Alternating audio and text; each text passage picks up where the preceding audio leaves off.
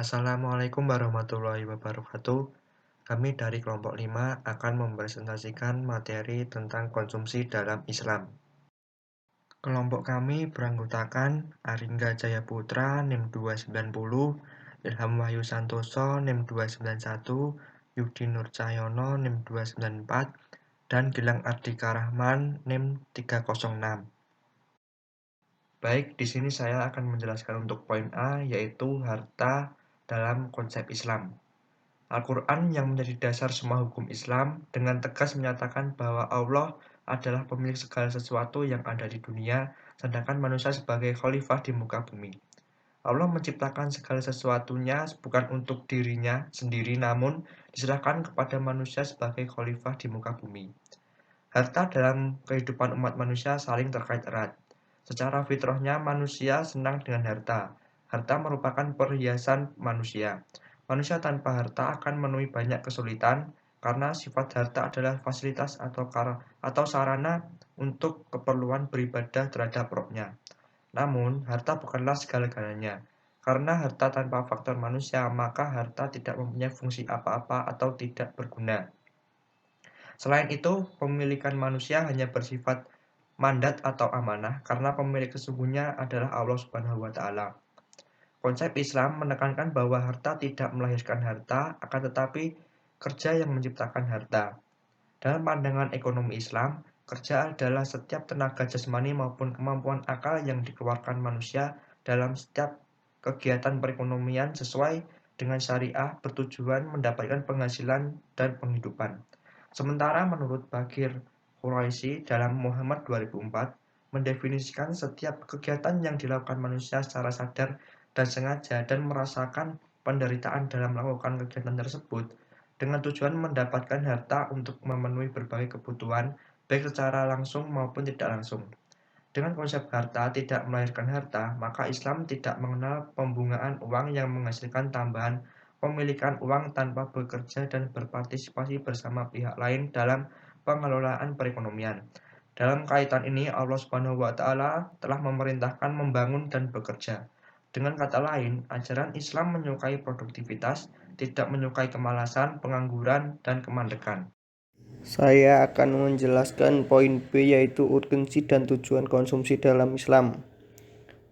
Urgensi konsumsi. Mengabaikan konsumsi berarti mengabaikan kehidupan dan juga mengabaikan penegakan manusia terhadap tugasnya dalam kehidupan. Karena pengaturan konsumsi begitu penting, Khalifah Umar bin Khattab di masa kekhalifahannya memberikan perhatian penting terhadap konsumsi.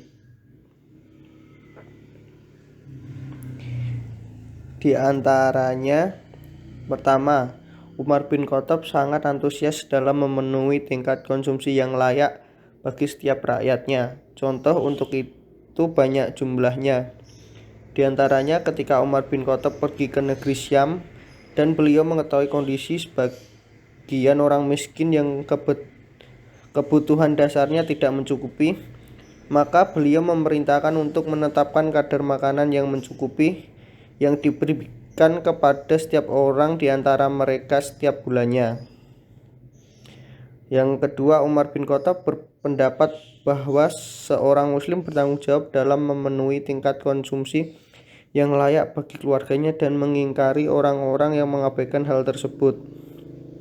Salah satu contohnya adalah ketika beliau melihat anak perempuan yang jatuh bangun karena pingsan, maka beliau berkata, "Betapa susahnya anak ini, apakah dia tidak memiliki keluarga?" Ketika beliau diberitahu bahwa anak perempuan tersebut putrinya Abdullah bin Umar, maka beliau berkata pada Abdullah, "Berjalanlah di muka bumi untuk mencukupi keluargamu dan carilah untuk putrimu apa yang dicari oleh orang-orang untuk putri mereka."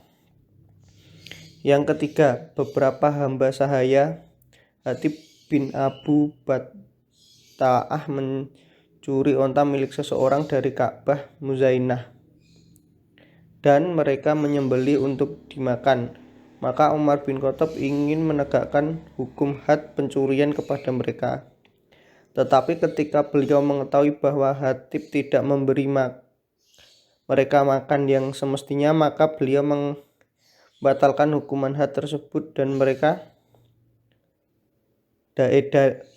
dari mereka dan melipatkan harga onta terhadap Hatib sebagai sanksi atas pengabaiannya dalam hal tersebut. Yang keempat dan terakhir, Umar bin Khattab tidak memperkenankan keengganannya mengkonsumsi hal-hal yang mubah sampai tingkat yang membahayakan diri meskipun dengan tujuan ibadah.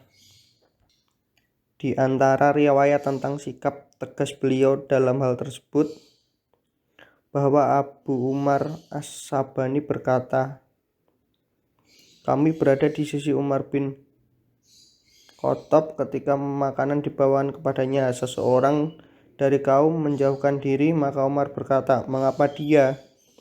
Mereka menjawab, dia berpuasa. Maka Umar berkata, puasa apa? Mereka menjawab, puasa sepanjang tahun. Maka Umar mengetuk kepala orang tersebut dan berkata, makanlah wahai Dar, makanlah wahai Dar. Umar bersikap demikian karena puasa seperti itu bukanlah sunnah dan mendatangkan mudarat terhadap diri karena menghalangi haknya dalam berkonsumsi. Yang kedua, tujuan konsumsi. 1. Untuk mengharapkan ridho Allah Subhanahu wa taala. 2. Untuk mewujudkan kerjasama antara anggota masyarakat dan tersedianya jaminan sosial. 3. Untuk menumbuhkan rasa tanggung jawab individu terhadap kemakmuran diri, keluarga dan masyarakat sebagai bagian aktivitas dan dinamisasi ekonomi. 4. Untuk meminimalisasi pemasaran dengan menggali sumber-sumber nafkah. 5. Supaya negara melakukan kewajiban terhadap warga negara yang masih miskin. Selanjutnya, C. Prinsip konsumsi muslim. Ada beberapa prinsip dalam berkonsumsi bagi seorang muslim yang membedakannya dengan perilaku konsumsi non-muslim. Prinsip-prinsip tersebut antara lain: 1. Prinsip syariah. A. Memperhatikan tujuan konsumsi. Perilaku konsumsi muslim dari segi tujuan tidak hanya mencapai kepuasan dari konsumsi barang, melainkan berfungsi ibadah dalam rangka mendapat ridha Allah Subhanahu wa taala. Demikian juga berkonsumsi merupakan sunnah Nabi Muhammad, di mana Nabi mencontohkan tata cara makan, apalagi ketika melaksanakan perintah makan atau berkonsumsi dalam arti luas. Maka pelaksanaannya mencontoh Nabi Muhammad, baik secara kuantitas maupun kualitas. B. Memperhatikan kaidah ilmiah. Dalam berkonsumsi, seorang muslim harus memperhatikan prinsip kebersihan. Prinsip kebersihan mengandung arti barang yang dikonsumsi harus bebas dari kotoran maupun penyakit. Demikian juga harus menyehatkan, bernilai gizi, dan memiliki manfaat, tidak mempunyai kemudaratan. Prinsip keadilan mengandung arti bahwa dalam berkonsumsi tidak boleh menimbulkan kezaliman, yakni berada dalam koridor aturan atau hukum agama, serta menjunjung tinggi kepantasan atau kebaikan. Islam memiliki berbagai ketentuan barang ekonomi yang boleh dikonsumsi dan tidak boleh dikonsumsi. Pada prinsipnya, ketentuan larangan ini berkaitan dengan sesuatu yang dapat membahayakan fisik maupun spiritual manusia, sehingga ketentuan ini harus dipatuhi oleh seorang muslim. C. Memperhatikan bentuk konsumsi. Dalam konsep ini, fungsi konsumsi muslim berbeda dengan prinsip kepuasan maksimum, terlepas ada keridhaan Allah atau tidak, karena pada hakikatnya teori konvensional tidak mengenal Tuhan. Dari segi bentuk konsumsi, seorang muslim harus memperhatikan apapun yang dikonsumsinya. Misalnya dalam Islam dilarang mengkonsumsi daging babi, bangkai, darah, minuman keras, candu, narkotik, dan berjudi. Berbeda dengan bentuk konsumsi konvensional yang tidak mengenal batasan, berapapun yang dikonsumsi selagi anggaran terjangkau tidak menjadi masalah. Dari jenis pemuas konsumsi pun tidak ada batasannya, apakah sesuai agama atau tidak. Yang penting memuaskan nafsu konsumsinya, maka terjadilah konsumsi yang sah. 2. Prinsip kuantitas. A. Sederhana, tidak bermewah-mewah. Sesungguhnya kuantitas konsumsi yang terpuji dalam kondisi yang wajar adalah sederhana. Dalam berkonsumsi hendaknya menghindari sikap bermewah-mewahan. Sikap bermewah-mewahan merupakan perilaku konsumen yang jauh dari nilai syariah, bahkan merupakan indikator terhadap kerusakan dan gonjangnya tatanan hidup masyarakat. Karena hal tersebut telah merebak, maka kehidupan masyarakat akan mengalami kehancuran dan kebinasaan. Rasulullah SAW memberi peringatan agar umatnya tidak hidup bermewah-mewah. Dalam masalah makan, beliau dan para sahabat radhiyallahu anhum maka makan ketika lapar dan berhenti sebelum kenyang. Demikian juga para sahabat radhiyallahu anhum sangat sederhana dalam berkonsumsi.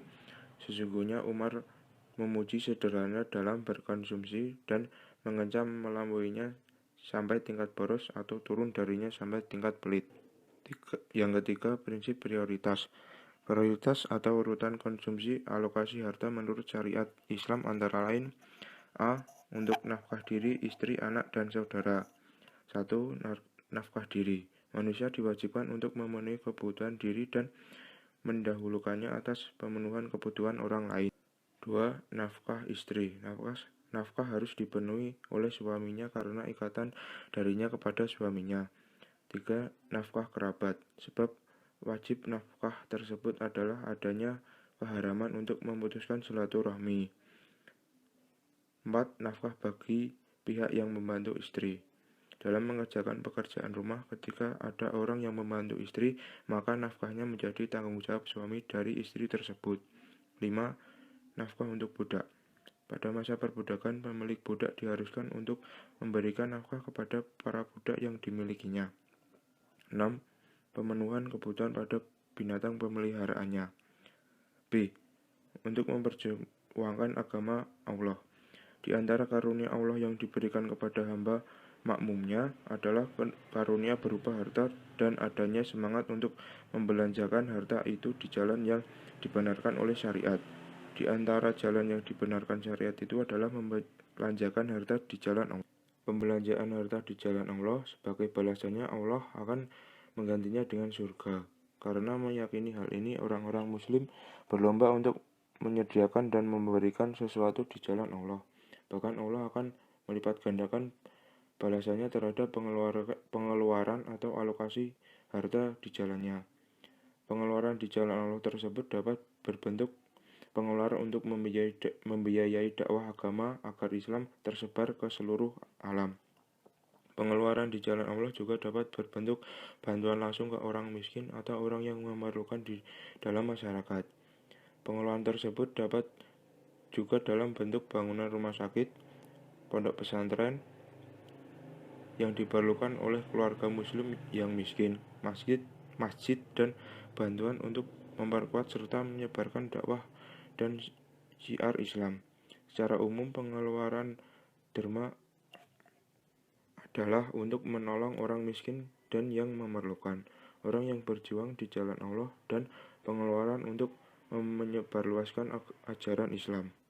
Yang kelima, prinsip moralitas. Bukan hanya mengenai makanan dan minuman langsung, tetapi dengan tujuan terakhirnya, yakni untuk peningkatan atau kemajuan nilai-nilai moral dan spiritual. Seseorang muslim diajarkan untuk menyebut nama Allah sebelum makan dan menyatakan terima kasih kepadanya setelah makan. Dengan demikian, ia akan merasakan kehadiran ilahi pada waktu memenuhi keinginan fisiknya. Hal ini juga artinya karena Islam menghendaki perpaduan nilai-nilai hidup material dan spiritual yang berbahagia. Selanjutnya, saya akan menjelaskan mengenai kesimpulannya. Jadi, kesimpulannya adalah perilaku konsumsi muslim dari segi tujuan tidak hanya mencapai kepuasan dari konsumsi barang dan penguasaan barang tahan lama, tetapi dalam rangka mendapatkan ridha Allah Subhanahu wa Ta'ala. Perilaku konsumsi muslim berfungsi sebagai ibadah, sehingga merupakan amal soleh. Karena setiap perintah Allah Subhanahu wa Ta'ala mengandung ibadah. Kemudian, sebagai seorang muslim harus mengetahui batasan dalam mengonsumsi suatu barang dan jasa. Demikian materi yang dapat kami sampaikan mengenai konsumsi dalam Islam. Apabila ada kesalahan kata, kami mohon maaf. Wassalamualaikum warahmatullahi wabarakatuh.